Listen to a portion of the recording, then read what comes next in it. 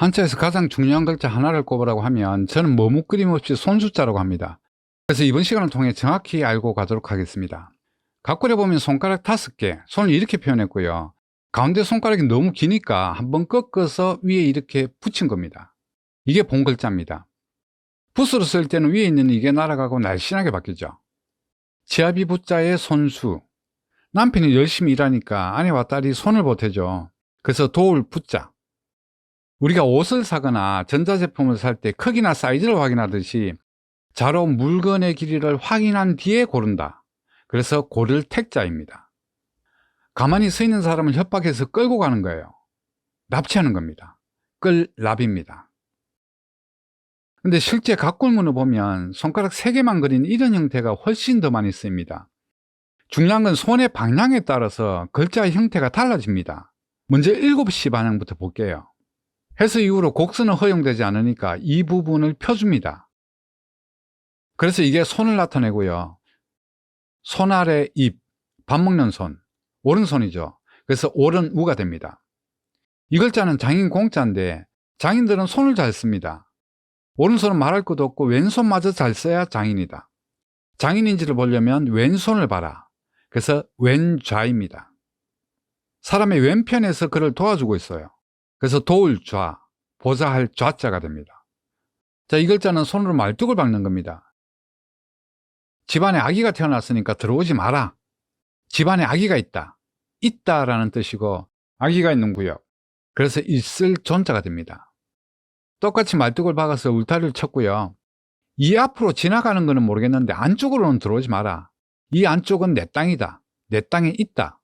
똑같이 있다라는 뜻인데 땅은 사람에게 가장 큰 재산이죠. 그래서 있을 재가 됩니다. 두 개를 합하면 존재. 자, 이제는 5시 방향의 손을 보겠습니다. 이 글자는 조금 다르게 바뀝니다.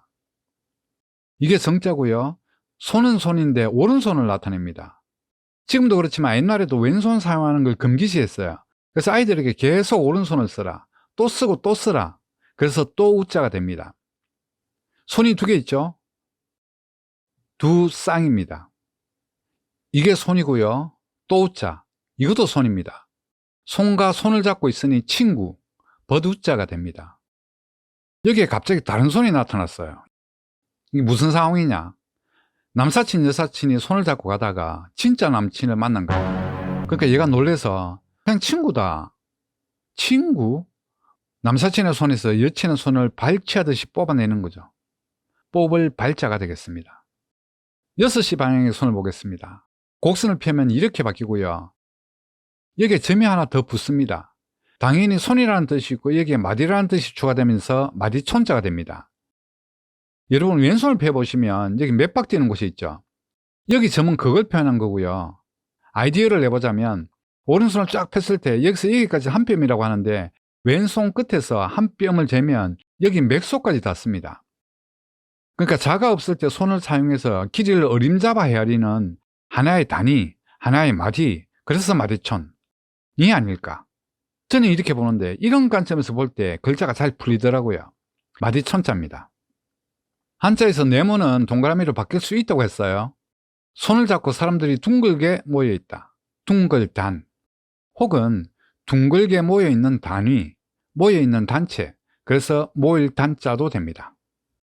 3시 방향의 손은 이렇게. 그리고 12시 방향의 손은 이렇게 바뀝니다. 정자를 보면 이런 형태고요. 손톱조 돼지머리 개라고 하지만 여기 나와 있는 뜻과는 무관하니까 무시하셔도 됩니다. 단 하나, 손이라는 것만 기억하시면 돼요.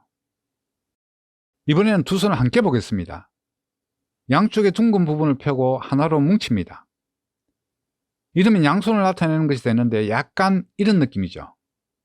두 손으로 밭들을 모신다고 해서 밭들 공자가 됩니다. 밭들 공자 위에 다른 글자들이 올라오면 공간이 부족해지니까 이 2개를 아래로 내리고 그럼 이런 모습이 되는데 이것도 손입니다. 단독으로 쓰이지 않기 때문에 이 글자에 이름이 없지만 분명한 건 손을 나타냅니다. 자, 이 글자를 보시면요. 위에 이게 밭들 공자고요. 아래쪽 역시 밭들 공자의 변형입니다. 손이 총 4개고 소전에서는 이렇게 표현했어요. 손들이 모여서 함께 일한다. 함께 공자입니다. 사람들이 함께 일하면서 공동체에 이바지한다. 그래서 이 글자는 이바지할 공자가 됩니다. 오늘 배운 글자를 총 복습하는 의미의 글자입니다. 이렇게 묶어서 보면 이게 손이고 장인 공자죠. 왼자가 되고요. 이렇게 묶으면 손과 입, 오른우가 됩니다. 마디천자는 손으로 헤아린다는 의미가 있다고 그랬죠. 그러니까 이 글자는 양손을 사용해서 뭔가를 헤아린다는 겁니다. 옛날에는 전기가 없었으니까 밤이면 얼마나 어두웠겠어요. 할머니가 방바닥을 양손을 막 더듬으면서 뭔가를 찾는 겁니다. 바느질 해야 되는데 실이 어디 갔나, 바늘이 어디 갔나. 그래서 찾을 심자가 됩니다. 손수자가 들어가는 글자의 일부분만 오늘 봤고요. 이 외에도 패턴이 몇 개 더 있습니다. 해당 글자들이 나올 때마다 다시 살펴보도록 하겠고, 앞으로 배울 글자의 조합에서 오늘 배운 내용 굉장히 중요하니까 잘 기억해 주시기 바랍니다. 수고하셨고요. 여러분은 됩니다. 시마이.